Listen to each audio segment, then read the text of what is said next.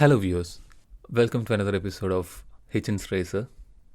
In this episode, we are discussing the topic parents, children, and the toxicity around Indian marriage system. With me, 5.5 hours apart, is Vishnu Menon, brother, partner in crime. Hello, Vishnu. How are you? What's up? Apart from the stupid look that he's sporting today, God only knows why he's wearing This sunglasses it's inside it's indoor. because let me explain why. So in Cuba, Fidel Castro kind of legalized, being able to consume alcohol and all of that. So what does that make him? Infidel. Infidel Castro. It's an easy one. Exactly. Oh, To sorry. celebrate Infidel Castro is why I'm. Okay, back to the topic Yes. then. Parents, children, and the toxicity around Indian marriage system. Well, Oscar Wilde famously wrote in The Picture of Dorian Gray that children begin by loving their parents. As they grow older, they judge them. Sometimes they forgive them. Now, I have taken the liberty to extend this quote to an Indian context. In India, children begin by loving their parents. As they grow older, they judge them. Sometimes they forgive them. And they continue loving them. And vice versa. So, I must confess, I am neither for nor against the idea of marriage. So, the opinions presented in this episode are collected from the kind anonymous interviews and some meticulous internet research. Vishnu will be asking questions as we discuss the points. So, he's sort of calling this a Socratic method to understand what the topic is about, and hopefully that will help. The purpose of this episode is to acknowledge the pervasive toxicity in the institution of marriage in India. We are hearing about mental health issues faced by young people. I mean, many years ago, or at least half a decade ago, they were jolly and funny and like to talk about events and ideas. But now all they talk about is people. And sort of the primary reason is, it's the presupposed age for their marriage. Parents are going through immense pressure as well, although this is mostly created by themselves, and of course the family, relatives, and society. So oddly enough, Indian marriage, this is equally toxic for both parents and children. Sort of a villain story, a double-edged sword, which is frequently tearing apart the peace and happiness in families. And the real reason for this pain is this vice versa love between parents and their children. So hopefully this episode will help somebody think that's the intention. That's a wonderful introduction. Vinod, at the outset. But I have one point of contention when you told me that you're not for or against, you're particularly indifferent when it comes to marriage. Are you indifferent when it comes to child marriage? Because I am clearly against it. Let us just take that out of the way. We need to make sure that this is going to be a serious episode of. Well, I do like a dark joke, but right. So that being said, there are issues with intercaste, interfaith marriages, and child marriage. Obviously, it's a big problem, but it has come down a great deal because of the legislation created for it. And regarding intercaste and interfaith marriages, there are institutional ostracism, suicides, honor killings, and these are bigger problems in the society, and I acknowledge that. Fortunately, these are already being discussed in many places, in mainstream media as well. We'll skip those topics for today, and we'll stick to the vice versa love that we are talking about between parents and children, bringing the toxicity around that presupposed age. Right. So, what are the actual issues? So, 5 major problems. First one, Parents want their children, male or female, to marry between the age of 23 and 30. Children, they don't want to marry. So they are at loggerheads with each other. So that's problem number one. It's binary. Want to marry, don't want to marry, right? Problem number two, what ensues from problem number one is this constant quarreling, squabbling, guilt tripping, condescension, livid reactions to trivial actions, and silent treatment, and this is wholesome melodrama. So this is problem number two. This is what we see. Problem number three, this case where both parties agrees that the marriage should happen, but they cannot agree on the matrimonial prospect due to insipid reasons like religion, caste, money, status, a sort of physical appearance, career, stability, especially financial stability, and so on and so forth. So that's the third problem. Fourth problem, expert advice by relatives, friends, and the community members in the society, which often throws the relationship between the parent and child out of balance. Fifth problem, my favorite one, ego standoff. Parents and children does not want to lose against each other. Parents getting the final laugh is unbearable for the child. Children having their own way in this world is humbling for a parent. This is the ego standoff, and then much of the problems is coming from this because nobody is ready to consider each other's position. That's those are the problems. Do you agree? Yes. But do you want to do, like, first let's break down the problems before we kind of do the causation hunting? Is that okay?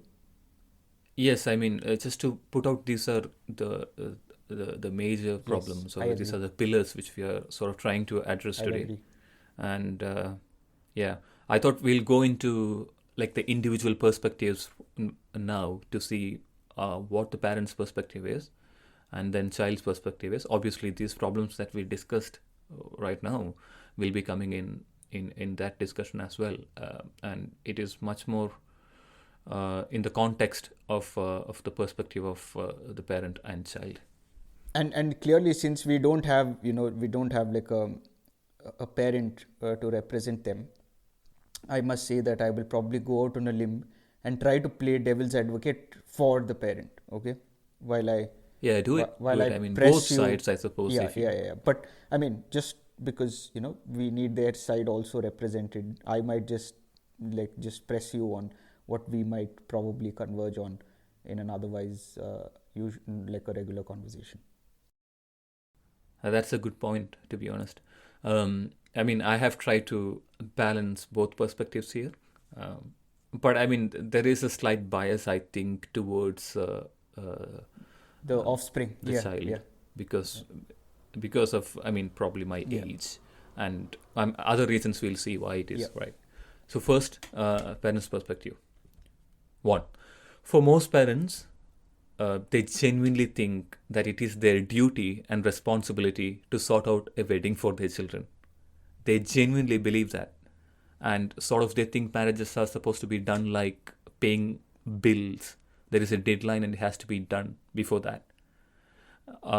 Multiple reasons that they, one, it's the health issues that parents usually see when they are towards that age, say 60.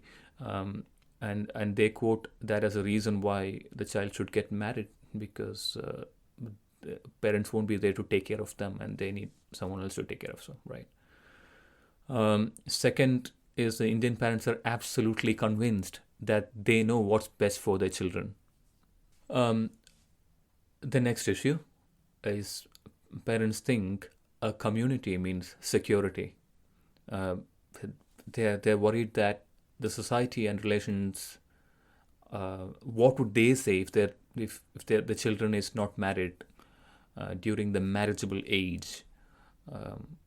So that's sort of a concern for them. So because they have always lived around that community and it has always provided security. For instance, I have heard one of my friend he's told in Bihar, his parents used to used to think the more the numbers in the family, that means the family is better secure. And in reality, they have lost children due to the some sort of criminal violence or gang war or whatever. So so that's the age where the parents are from. So they do think that a companionship, which is sort of extending the community, it means security in long term. Um, then with marriage, parents believe that the child will develop new personality traits like patience and then sort of planning ahead, and they think marriage will put things into perspective, right? So that's another argument often put out by parents.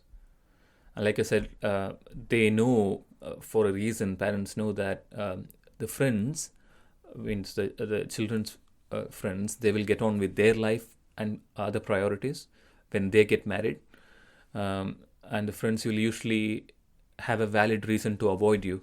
The children, they will most likely seek companionship.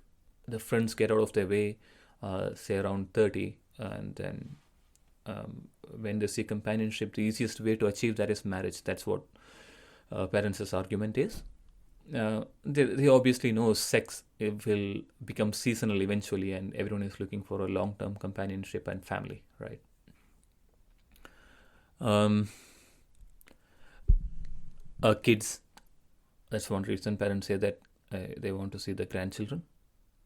And obviously, they see other grandparents and they get jealous. This is one funny argument about kids that I've heard is that kids born out of a young couple's wedlock are healthy and better looking and overall, like chubby and fresh. They're overall energetic. But when compared to kids generated post 30 in lethargic coitus, they they're rather dull, and so But do we have like what would be interesting is if we actually have a study on it, like I think I don't know, let's like try finding studies if that argument can be substantiated. I'll be quite interested to see if that's quite true. yeah, I think indeed this argument is not backed, and then study would be nice. But this is purely based on observation, I I suppose suppose. so. Yeah. Um, yeah, yeah. Anyway, that's one argument. Then the biological cycle for females that converges at 30 to a decision making point, and then parents do put this out as a reason. So And go on. before, I mean, before we bring in why parents believe in this, okay, like this is just like my understanding as to, do you want to talk about why they like, see, because if you look at our parents and you look at their parents and the parents before them, what is consistent is all of them have continued to believe this. Um, so what, like, it would be interesting for us to like talk a little bit about why do they believe what they believe, and is it because there is some underlying rationale to it, or let's say tomorrow you and I become a parent, um would we believe the same thing for our offspring? So is it a biological uh, slash intellectual thought, or is it purely an intellectual thought that just translates generation after generation? So that's worth Nice delving one. into. So I have added a section which sort of discusses evolution. Um, so we can definitely bring this discussion towards that point. Yeah, I'll try to remind you when we get there. Excellent. Um, okay, another interesting observation or argument from parents' side is that they ask, "Why are you not getting married?" And kids give their reasons, right? And parents say, so unless they have lofty ambitions or and goals like Nikola Tesla or APJ Abdul Kalam, who were bachelors throughout their life, then you should learn to accept that it will be difficult to deal with the constant changes in life after say 30, right? So if you don't have the entire focus on ambitious goals, you must learn to accept. That's one argument that parents put out, right? The next section is superstition. Most parents still believe in horoscope and then jatakam, kundali, whatever it is called, matching along with their family status and position matching, before getting their children married. They think, I mean, obviously you must have heard this argument that if you don't get married before 27, say your husband or wife will end up in a premature death. And that sort of things, it's completely irrational, but they do believe that, and they do point that out as a reason.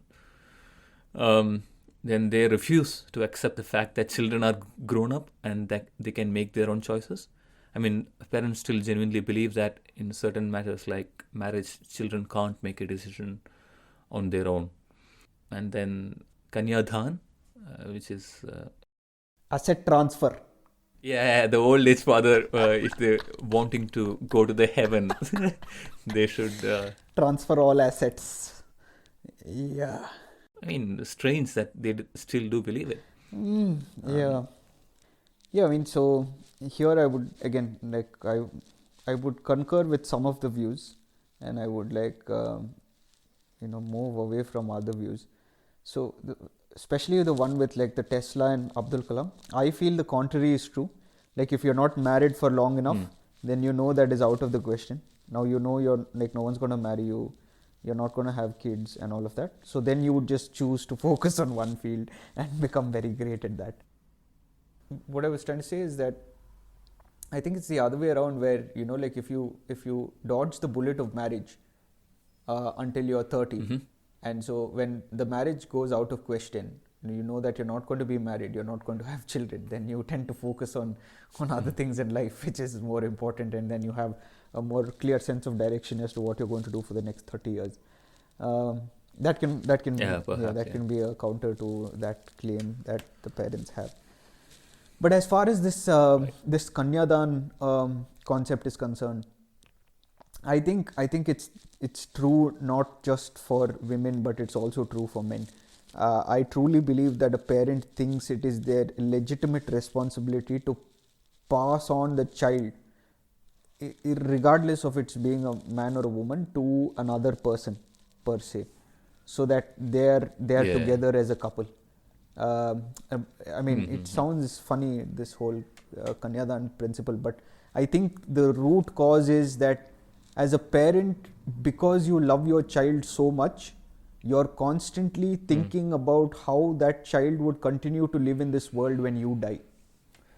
So, for the child it's easier. The child kind of has accepted the fact that my parents are older, I will live in this earth a lot longer than them. It's not explicit, but it's already there in the head. So it's not a worry, because the child has accepted the fact that, okay, I might live to see the day where my parents won't be there anymore. But for the parent, that is an unimaginable thought. So just that security that after I go, there is another life that is going to take care of the life that I brought to earth, I think is why they do it. I mean, call it Kanyadan, but I think it's the same for a son as well. No, I was just wondering, what would you call the son dhan? As Kanya is, does that mean a virgin young woman? No, Kanya is just a girl, a young girl. So Kumara is a boy. Kumara and Kanya. Because you can say Kumaradhan. Yeah, Kumaradhan. That would be apt. Yeah. Nice one. Yeah. Nice. Okay, next point is love marriage. Most Indian parents feel that love marriage won't work, especially if it's from a different caste or religion. Then it won't work in long term. And then obviously you see the threat of suicide, and then, again, caste is sort of the projection of the patriarchy in the society, the status that you hold, and that, the other extreme is honor killings. So suicide and honor killings. There is threat from parents. So we hear that parents openly saying they don't feel or they don't see the point in living anymore when they see their child is getting married to someone from a different caste or religion. You know what I mean? So that's an argument. I mean, parents do shout these things at children. Um, uh, that it's from our point that would seem extremely irrational, but that is the truth, unfortunately. Yeah, to a certain extent.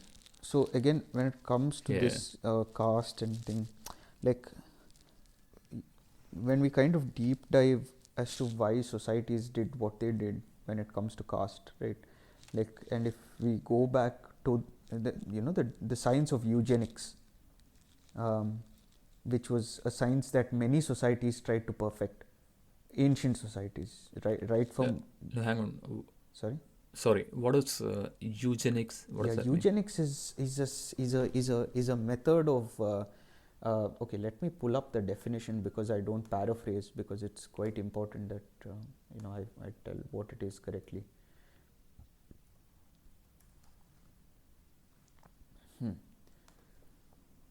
So eugenics is considered to be the study of how to arrange reproduction within a human population to increase the occurrence of heritable characteristics regarded as desirable. Okay, so it's not a recent science. Like Okay. Casper is whatever is happening today, but eugenics has been tried and practiced in many ancient societies, including the Greek societies, like Sparta, for example. So what Spartans did was considered to be eugenics, where you would have the best baby, and if the baby was with some flaw, you discarded it, right? Cool. Can you hold that thought? I mean, maybe take a note. So we have something similar in the next Oh yeah, section. we'll Like you segue to said, that. evolution We'll part. segue there. Yeah. Yeah, this would be Yes. nice to Yes. add there. Just take a Yes. note. Yeah. Excellent. Okay. All that being said, these are not solid arguments. These opinions are deduced from the discussions that I've had, and also the research that I've done. Let's be honest, parents seldom open up. They're rather inarticulate about the things that they want to convey, because they have never managed to form their opinions or arguments against the propositions. Maybe because they think it's their divine right to expect unwavering obedience from their youngling. So these arguments are out there, and that's what their position. Maybe I have missed out on some, but from here we go on to the children's perspective to see what they think.